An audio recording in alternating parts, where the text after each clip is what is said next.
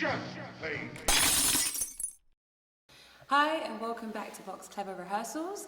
We are turning the tables today and we are going to be asking our lovely director all the questions and put him in the hot seat. So, I'll kick it off with one of my cast members. Jack, what question do we have for the wonderful Hal? Director Hal Chambers. I think for actors, it's really easy to see the avenues of how you get here.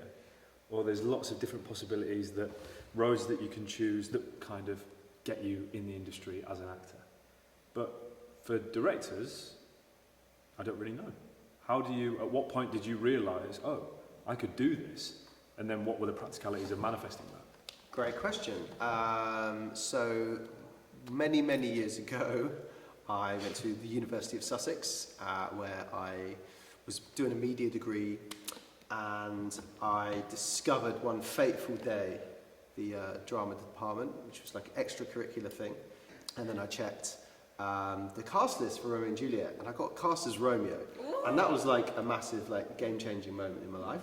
And, you know, we were performing in front of like 500 people every night, doing a week run. And I was like a fresher, so I was like, you know, completely, mind was like melting. I was so excited. Anyway, I did a few more shows, and then I discovered that I kept like piping up and talking in rehearsals and probably being quite annoying to the various directors. And then somebody said, why don't you direct your own play, seeing you've got so many opinions. So I did, I went away and did that, and I directed a play by Arthur Miller. It was called After the Fall. Arthur Miller wrote The Crucible. You might have studied that at home, but he also wrote a play called After the Fall, which is about his relationship with Marilyn Monroe, or was inspired by it anyway. Really cool play, set in one man's mind, all the characters kind of coming in and out of his mind, very experimental. So these two quite experimental plays were like at the core of my early like kind of life as a director, as an artist. And so I really enjoyed it, and then I stayed in Brighton, where Sussex is, the University of Sussex is based, and I set up a puppetry company with a bunch of mates, and we wrote our original stories, and we took this like show. It was called Jack. We made it in our student union when we were like, I was like 21. It was like the budget of like 20p. My friend B was a puppet maker, and she made these wicked puppets that looked really amazing. And yeah, we took this show to Edinburgh Festival, and we were in the underbelly, which is like a cave, it's all dripping down, like falling down. We were on at like 10:45 in the morning. I was like, oh, it's gonna be a disaster. And our first show, a woman from the Theatre Royal Bath came and saw the show. I thought it was like the worst performance we've ever done. And she comes up and she gave me a card and said, that was great, we'll book you. And after that, I started thinking maybe this is something I'm quite good at, and I love the vibe of being in a rehearsal room, like, you know, the vibe we've got at the moment, like playing games, making stuff, devising, and then like getting out on the road, you know, like taking the band out on tour. And yeah, so I then trained at the Bristol Old Vic Theatre School, which does a directing course. There's only 4 directors on the course. And we, you know, I'd done all this mad puppetry stuff, movement, mime, all this craziness. And here I was at this classical school doing like proper acting. And I did some acting classes, worked with designers, learn about the stage management stuff. In fact, Pip was there as well, who's behind the camera now. He was actually the year above me.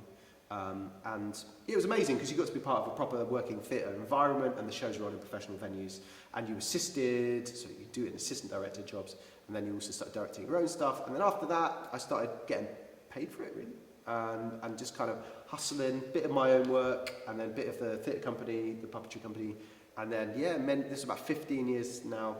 I've been in the industry, directing up and down the country. Hal has been directing us and taking us through the play, and like he said, all those amazing skills and different vices of getting us to where we need to be. So it's been an amazing experience. The experience is kind of reflected on what you kind of said, right? Now I'm going to pass it on to my lovely colleague Jacob, who has another question for Hal. Yeah, so this is a question very much from an actor's perspective, but how do you help your actors with character? If they're stuck in a particular character, what techniques and things do you use to help them develop and make this character a lot more well-rounded in a piece? Great, good question.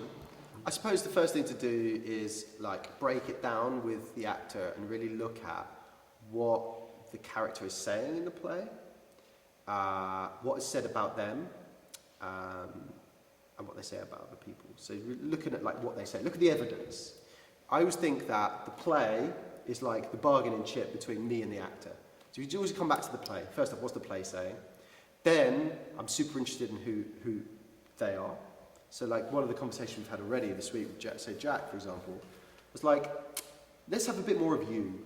Like I want a bit more of Jack in the role of Jekyll and Hyde.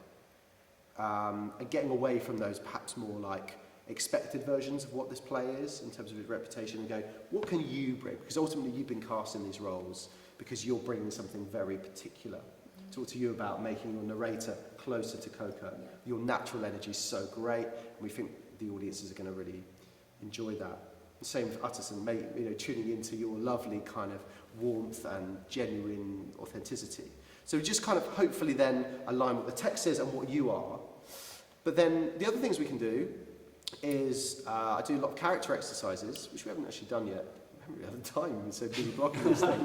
But I do character exercises where I come away from the text and I get the actors to work where I narrate them through different exercises where they get to move in the characters' bodies, get into the characters' emotions. I do this other exercise where they called Past, Present, Future, where I ask the actors to lie down on the floor. It's really chilled out, put on some music, and then I ask them to think about their past. So the characters like memory, and then I think about their future, so what the things that they want, and it goes on for like half an hour, and it's just a really nice way of just get into the heads of the characters without the pressure of having to do the scene. So that's another thing I do.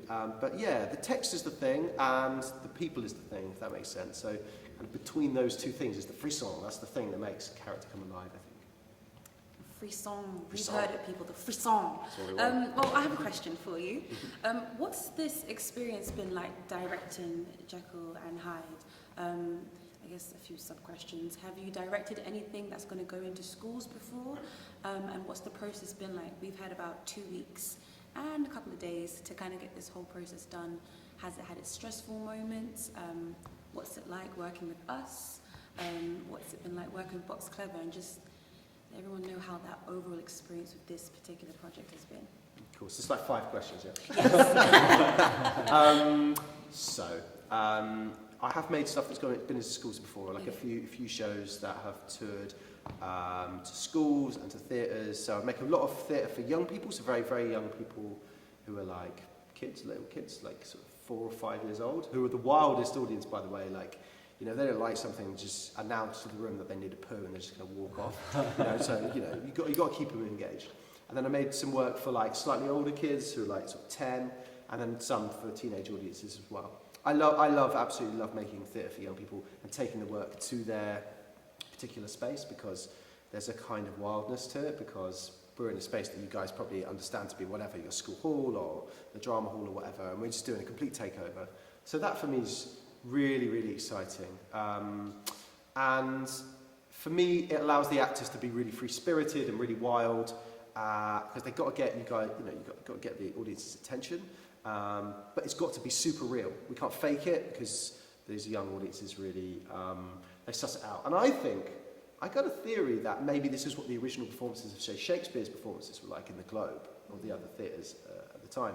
Because the audiences were much more vocal, and they were wilder, and if they didn't like something, they'd wander off and get a bit of wine or some ale, or just leave, or get into a fight. Yeah. And that's, maybe not the beer and the wine, but, some of your crowds, they're going to be feisty, it's going to be great, it's going to be a vibe. And so it makes you guys have to be really honest and really on your voice, really powerful. So for me, that's like quite close to what I think is like, say, the Elizabethan performances would have been like. So for me, that's really, really exciting. And finally, working with Box Clever has been great, because they're like some of the top people at this thing is, like working with young people, making work for young people. And most importantly is that they bring in the young people into their rehearsals quite a lot and develop it so closely with them. And quite a lot of the time in this kind of work, companies cut out the middleman, which is the audience, and just go straight to them thinking they know best, whereas Box Clever are humble and they say, cool, what do you guys think? They get people into the rehearsal rooms, and they also have this, like we're doing here with the TV, is that we're not trying to hide anything. This is who we are, this is what we're doing. And there's no sort of great mystique. We're not trying to, we're just going to show you, this is how we made our work, and then you'll see it, and you'll get the workings out. And the aim, of course, is that hopefully you're in some way inspired and you might want to go and make your own play, TV show, music video, write a tune, write a story, or at least have some thoughts about the plays that we're putting on that you can take into your own life, or just an interest in these big ideas, because ultimately theatre is about bringing an audience in and saying, what about this? And then go, it's an exchange. So hopefully you'll feel something, maybe you'll feel nothing. Hopefully not though. Hopefully you'll have a good time at the minimum. But yeah. Well, we hope you will have a good time. Thanks for watching. This has been day 7 of our rehearsals, and we shall see you tomorrow.